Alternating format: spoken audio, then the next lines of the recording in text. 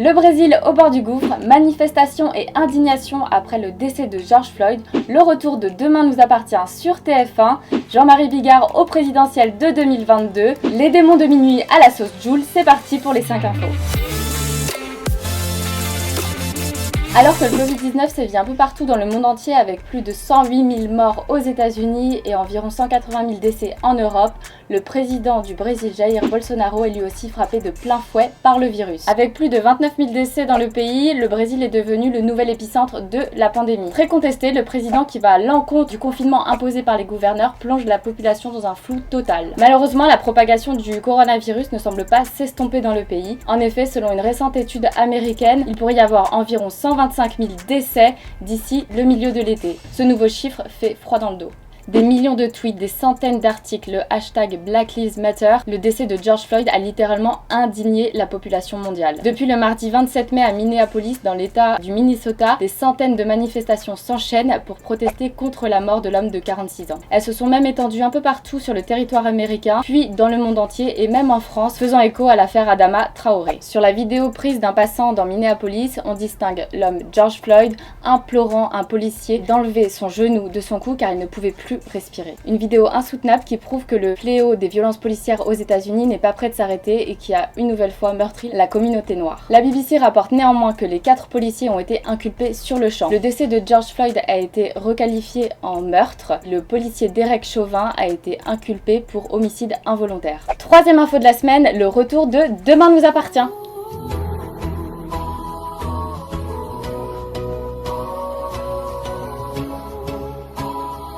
Enfin!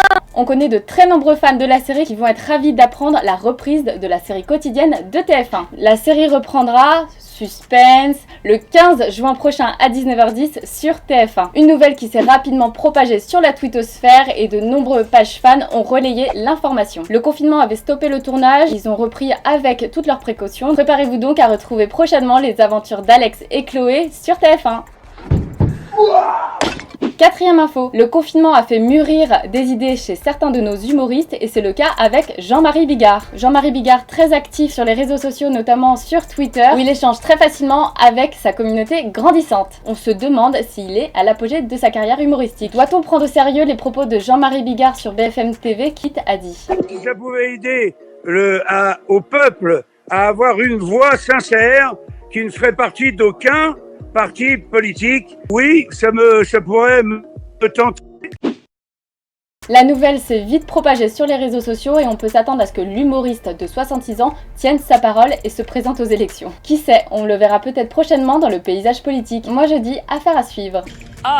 On part sur une 5e info avec Jul. Le chanteur n'a pas chômé pendant le confinement puisqu'on le sait, il a annoncé la sortie de son double album intitulé La Machine le 19 juin prochain. Faut dire que Jul a une fin de dingue dans le milieu musical et il s'aventure dans un univers musical qui n'est pas le sien. Habitué plus communément à des featuring avec Nino, Us l'Enfoiré, Mr V ou encore Michel Polnareff, Jul a dévoilé son prochain titre intitulé La Folie, reprise d'un tube des années 80 d'Émile et Images, Les démons de minuit. Et je les choque depuis toutes ces années. Et je danse dans l'audi reprogrammé. Ce morceau figurera dans son double album. Alors, hit de l'été ?